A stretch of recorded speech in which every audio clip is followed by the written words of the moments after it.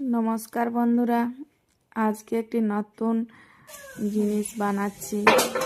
এই যে চালধার আচার, চালধাটা প্রথমে কাটে নিচ্ছি। তেল গরম হয়ে গেছে, ফোড়ন দিয়ে দিলাম, দিয়ে চালধাগুলো দিয়ে দিচ্ছি, দিয়ে একটু ভালো করে নাড়াচাড়া করে নিচ্ছি। লবণ আর হলুদ দিয়ে দিলাম,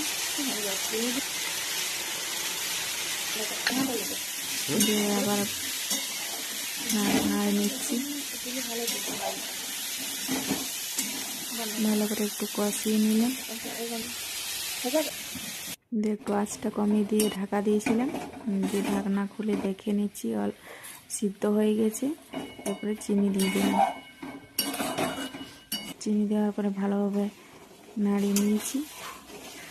সিজেছে না না সেটা ওই চিনিটা বঞ্চ দিয়ে দিলে ভালো হবে। কতটা টক লাগছে?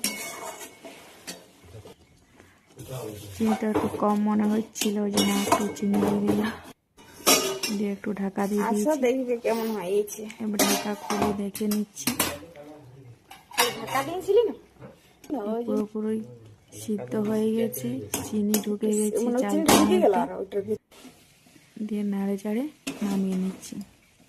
ভিডিও যদি ভালো লাগে বন্ধুরা, লাইক কমেন্ট সাবস্ক্রাইব করে পাশে থাকবেন।